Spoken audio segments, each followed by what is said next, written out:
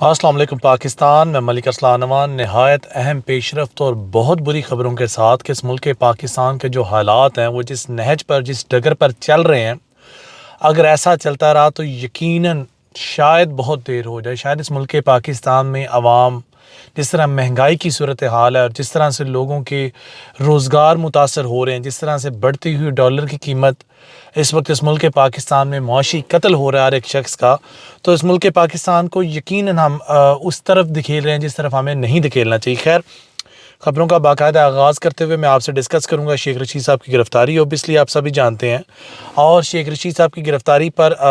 دو concerns ہیں۔ پہلے انہیں گرفتار کس وجہ سے کیا گیا، اس کی وجہ کچھ اور تھی، لیکن اب بتایا یہ جا رہا ہے کہ ان کی گاڑی کے اندر سے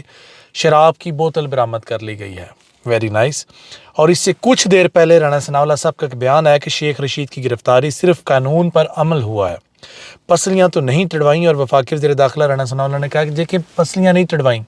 ہیروین نہیں ڈلوائے۔ پہلے وہ یہ کہہ رہے تھے لیکن اب انہوں نے ہیروین والے بیان سے تھوڑا سا سٹیپ بیک لیا، کیونکہ ظاہری بات ہے شراب کی بوتل ڈالنے مقصد تھا تو وہ ڈال گئی ان کے اوپر۔ باقی اینکر عمران ریاض خان اس وقت پابند سلاسل ہیں، ایف آئی اے کے سوشل جو ونگ ہیں انہوں نے اس کو گرفتار کیا ہوا ہے۔ شروع میں ڈینائل موڈ تھا کہ ہم نے اس کو گرفتار نہیں کیا اور اس کا جو ہے نا گرفتاری سے ہمارا کوئی لینا دینا نہیں ہے، لیکن اب کنسرنز جو تھے وہ دور ہو چکے ہیں اور اب انہیں ماننا پڑا ہے۔ ان کے وکیل کی ان سے ملاقات ہوئی، وہ جس طرح ہوئی وہ ایک الگ بحث ہے، اور اس کے وکیل نے جا کر ان سے ڈسکشن کی۔ ڈسکشن کرنے کے بعد وہ باہر آئے، انہوں نے آ کے کنفرم کیا کہ کوئی فزیکل ٹارچر ان پہ نہیں کیا جا رہا۔ ہاں، البتہ جو ایف آئی آر ان پہ لانچ کی گئی ہے وہ چیف آرمی اسٹاف کے جس دن مدت کا آخری دن تھا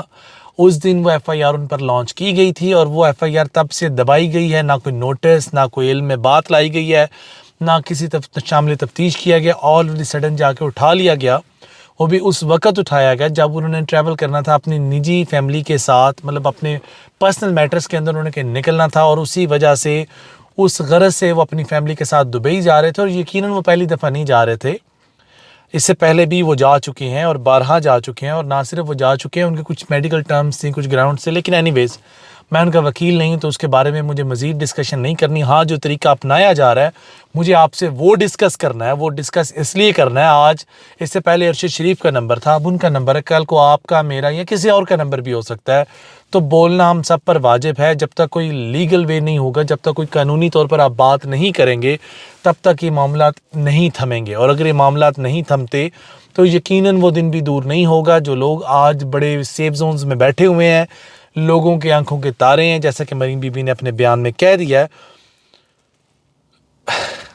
مریم بی بی سے بارے بات کرنی ہے لیکن وہ 2 منٹ میں کرتا ہوں۔ مریم بی بی نے جس طرح اپنے بیان میں بولا کہ جو لوگ ہیں،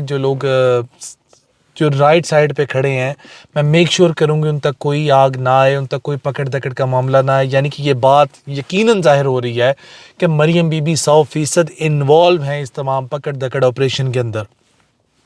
1-2 لوگ پکڑے گئے ہیں اور مزید باقی پائپ لائن میں ڈرائے دھمکائے جانے والے کام شروع ہوئے ہیں، لوگوں کو ڈائریکٹلی یا انڈائریکٹلی کالز کی جا رہی ہیں، لوگوں کو انوالو کیا جا رہا ہے، لیکن آنے والے دن ہی ڈیسائیڈ کریں گے کہ لوگ چپ کر بیٹھیں گے اور اس بھیڑوں کے ریوڑ کی طرح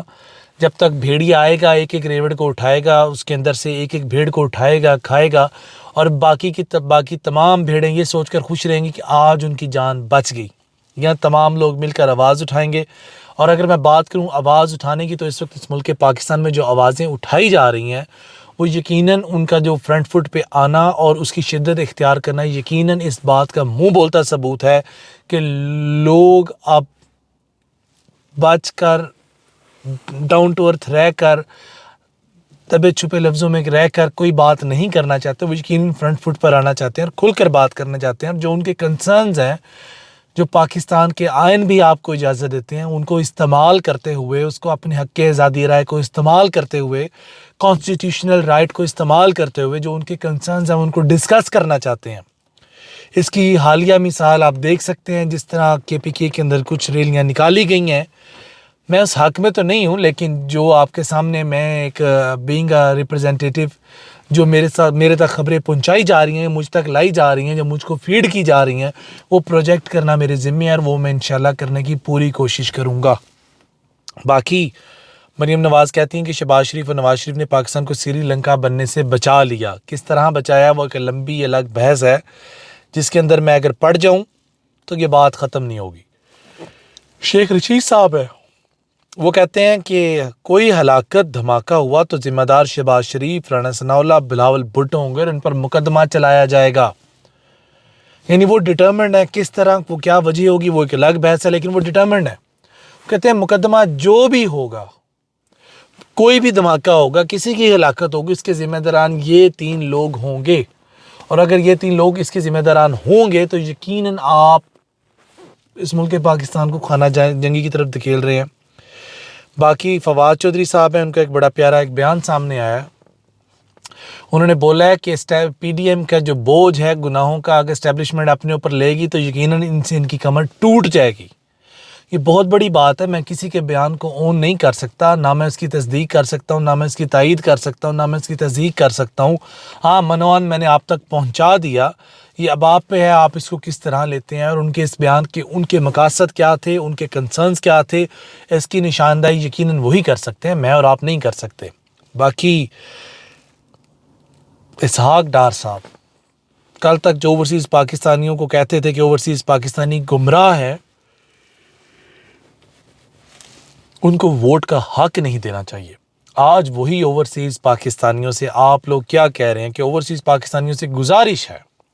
کہ پاکستان کو بچانے کے لیے جتنے ڈالر بھیج سکتے ہیں بھیجیں۔ کیوں؟ وجہ اب تو ہماری کیپیسٹی 10 بھیجنے کی ہوتی ہے، ہم 5 بھی نہیں بھیجتے کیونکہ ہمیں پتہ ہے۔ خیر، ڈار صاحب یہ وہی لوگ ہیں جو گمراہ تھے، اور ان کا ووٹ کا حق اس لیے نہیں انہیں ہونا چاہیے کہ ان کو زمینی حقائق کا نہیں پتہ۔ یہ تھی کچھ کنسرنز جو مجھے آپ سے ڈسکس کرنا تھے، جو میں نے آپ سے کیے۔ مریم نواز صاحب کے کیا کنسرنز تھے، اور اس کے ساتھ ساتھ کچھ بڑی ڈیولپمنٹس ہیں جو پائپ لائن میں ڈائیورجن لگائی گئی ہے ہمیں۔ میں اور میری ٹیم پوری کوشش کر رہے ہیں کہ اس کے پس منظر کیا فیصلے کیے جا رہے ہیں اور کیا پکڑ دکڑیاں، کچھ بھی اگر ہونے والا ہے، کوئی بھی خبر اگر ہم تک پہنچتی ہے تو وہ انشاءاللہ میں آپ کے نالج میں ضرور لے کر آؤں گا۔ ابھی تک کے لیے آپ مجھے اجازت دیجیے۔ فی ایمان اللہ، خوش رہیں، آباد رہیں، اور جس شخص نے اس ملک پاکستان کا برا چاہا، اللہ اس کی نسلیں غارت کرے۔ اللہ حافظ۔